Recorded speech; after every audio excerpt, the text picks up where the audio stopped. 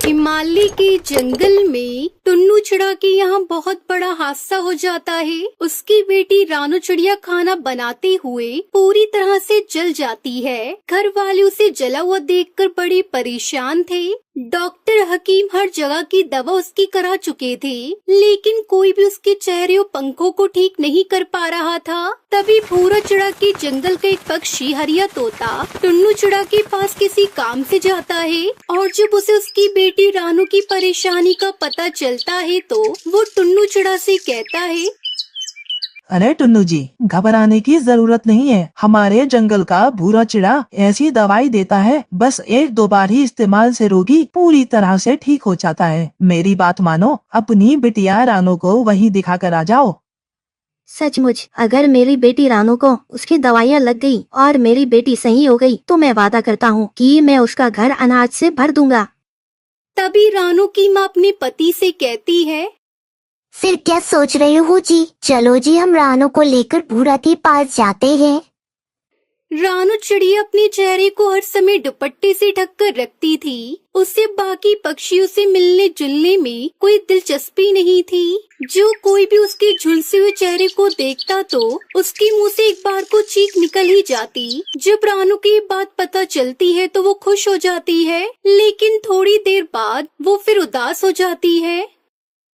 माँ, मैं थक गई हूँ। कभी इस डॉक्टर के पास जाओ, कभी उस वैद्य के पास जाओ, लेकिन होता कुछ भी नहीं है।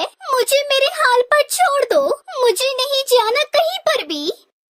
बेटा, उस जंगल के पक्षी ने कहा है, उस जंगल के भूरा चिड़ा के हाथ में बहुत शिफा है। उसके हाथ की दवाइयाँ पक्षियों को जल्दी ठीक कर देती है। मैं मानती हूँ हम बहुत जगह घूमे हैं, पर अपनी माँ के कहने पर बस एक बार तू मेरे साथ चल तो सही।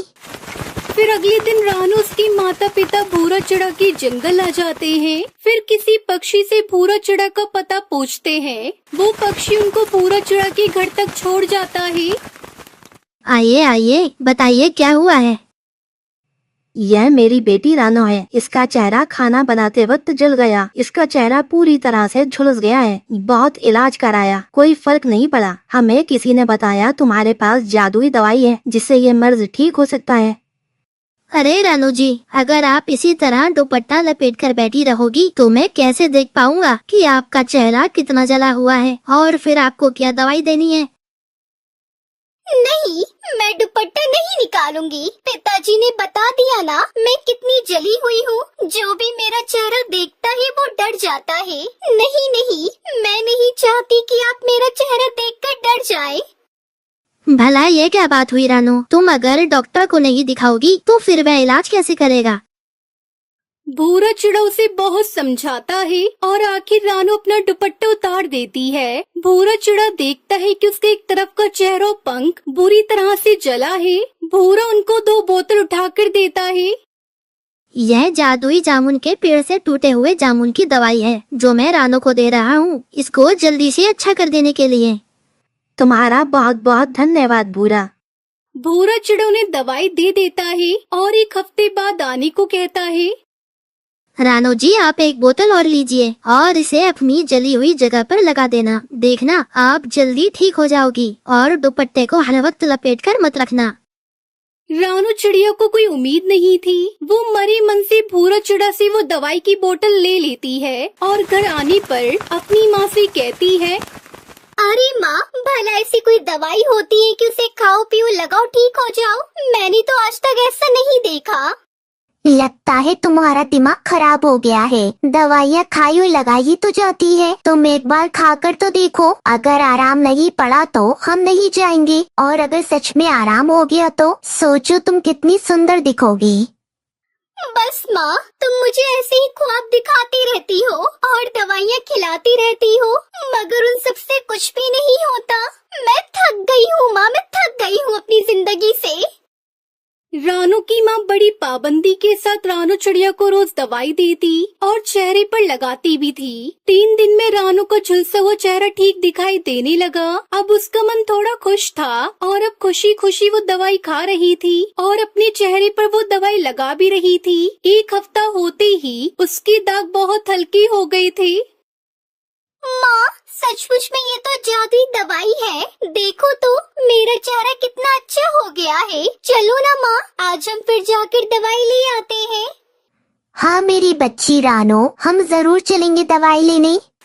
उधर भूरा चिड़ा हर हफ्ते जामुन के पेड़ के पास जाकर जामुन इकट्ठे करता और इसी तरह की दवाइयाँ बनाता। अब तो दूर दूर तक भूरा चिड़ा के चर्चे होने लगे थे। रानू चिड़िया भी एक बार आकर दवाई लेकर चली जाती है। अब वो बिल्कुल ठीक थी और जब रानू का चेहरा पूरी तरह से ठीक हो गया तो वो पहले की तरह सुंदर दिखाई दे रही थी। यहाँ तक कि भूरा चिड़ा भी रानू चिड़िया को देखता रह गया। एक दिन रानू चिड़िया उसका परिवार भूरा चिड़ा को मिलने आते हैं। अरे रानू जी, अब तो आप बिल्कुल ठीक हो गई हैं और सच में आप बहुत सुंदर भी लग रही हैं। बेटा, मैं तुम्हारी माँ से मिलने आया हूँ। क्या तुम्हारी माँ से बात हो सकती है? तभी भूरा चिड़ा की माँ वहाँ आ जाती है और टुन्नू चिड़ा उसकी माँ से कहता है, अगर हम चिराग लेकर भी ढूंढे तो हमें भूरा जैसा दामाद नहीं मिल सकता। आप हमारी रानू बिटिया को अपने घर की बहू बना लो। ये सुनकर भूरा चिड़ा मनी मन बहुत खुश हो जाता है और कुछ दिन बाद भूरा चिड़ा की शादी रानू चिड़िया से हो जाती है। जादुई जामुन के पेड़ की वजह से अब भूरा चिड़ा का जीवन बहुत ही खुशहाल था। तो दोस्तों, ये थी आज की कहानी। इस कहानी से हमें सीख मिलती है कि हमें कभी भी जिंदगी में हार नहीं माननी चाहिए। अगर आपको ये वीडियो पसंद आई हो तो इस वीडियो को लाइक और ऐसी ही कहानियाँ देखने के लिए हमारे चैनल को सब्सक्राइब करना न भूलें। तब तक के लिए धन्यवाद।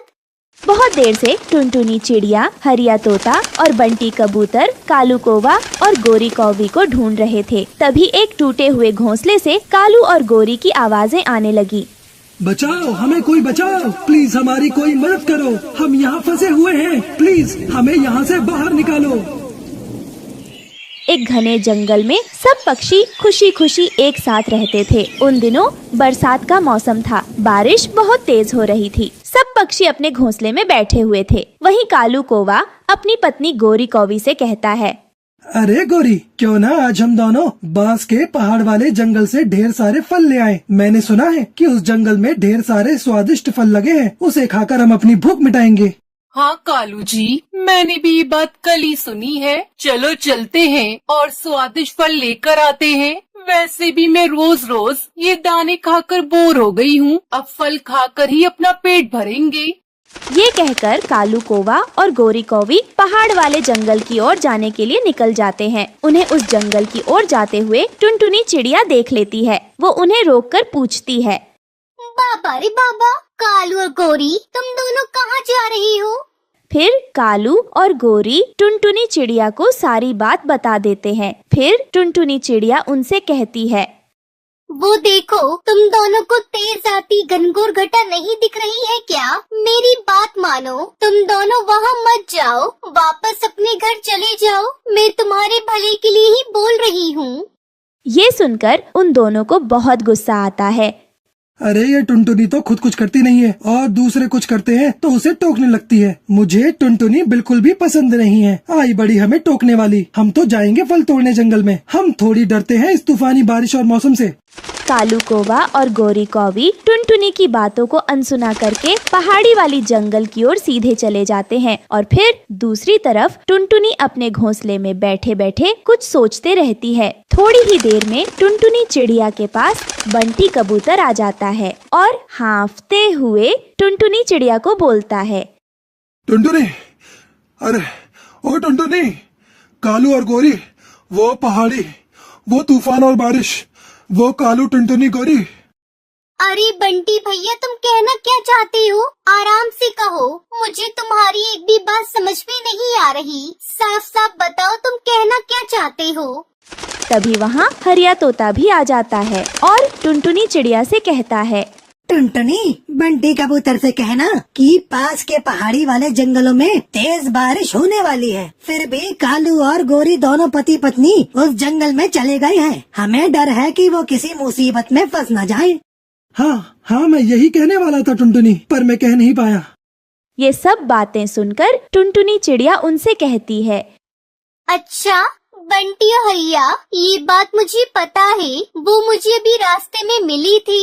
मैंने उन्हें बहुत समझाने की कोशिश की, मगर वो मेरी बातों का अनसुना करके वो दोनों वहाँ से चले गए। अगर उस जंगल में तेज बारिश आ रही है तो कालू और गौरी अब बुरे फंसने वाले हैं। चलो दोस्तों, हम तीनों को वहाँ जाना होगा, चाहे हमारी जान जोखिम में क्यों ना हो। हम हैं तो उनके दोस्त ही ना, उन्हें बचाना हमारा फर्ज है। चलो दोस्तों, जल्दी चलो, कहीं देर न हो जाए। टुनटुनी की बात मानकर फिर वो तीनों उस जंगल की ओर जाने लगे। वहाँ जाते ही उन्होंने तेज बारिशों का सामना किया। वो बहुत देर तक कालू, कौवे और गोरी को ढूंढने लगे। तभी एक घोंसले में से कालू और गोरी की चिल्लाने की आवाजें आने लगी। बचाओ बचाओ, हमें कोई बचाओ प्लीज, हमारी कोई मदद करो, हमें यहाँ से बाहर निकालो, हम यहाँ फंस गए हैं। कालू और गोरी की आवाजें सुनकर वो तीनों वहाँ पर पहुँचते हैं। वो तीनों देखते हैं कि तेज तूफान आने की वजह से वो दोनों घोंसले के नीचे दबे हुए थे। फिर वो तीनों बहुत मुश्किलों से उन दोनों को बाहर निकलते हैं तो वो देखते हैं कि कालू और गोरी बारिश में भीगकर बेहोश पड़े थे। अरे दोस्तों, ये दोनों तो बेहोश पड़े हैं। लगता है इन्हें यहाँ से अपने जंगल ले जाना होगा, उसके बाद ही हम कुछ कर पाएंगे। चलो दोस्तों, मेरी मदद करो। फिर वो तीनों कालू और गौरी को उठाकर जंगल में ले आते हैं। फिर वो उनके होश में आने का इंतजार करते हैं। थोड़ी देर बाद उन दोनों को होश आ जाता है। अरे मैं कहाँ हूँ? गोरी, गोरी कहाँ है? हम दोनों तो पहाड़ी वाले जंगल गए थे फल लेने, पर अचानक से वहाँ बहुत तेज तूफान और बारिश आ गई। फिर हम दोनों बारिश से बचने के लिए उस घोंसले में बैठ गए, लेकिन एक तेज हवा का झोंका आया और वो घोंसला हम पर गिर गया और हम उसके नीचे दब गए। उसके बाद हमें पता नहीं क्या हुआ और हम यहाँ कैसे पहुँचे। फिर टुनटुनी चिड़िया उन्हें सारी बात बताती है कि उन्होंने कैसे उन तीनों ने उन दोनों की जान बचाई। कालू और गोरी, तुम दोनों तो कभी मेरी बात मान लिया करो। हम भी सही सलाह देते हैं। हम तुम्हारे दोस्त हैं, ना कि दुश्मन। इतनी तेज बारिश में तुम दोनों को कुछ हो जाता तो क्या होता? जरा सोचो तुम दोनों की, तुम्हारी जान भी जा सकती थी। वो तो हम सब सही समय पर वहाँ आ गए। हमें माफ करना टुनटुनी, हमने तुम्हारी बात नहीं मानी और उसकी सजा हमें मिल गई। हम आपसे वादा करते हैं, आइंदा हम आपकी बात जरूर मानेंगे।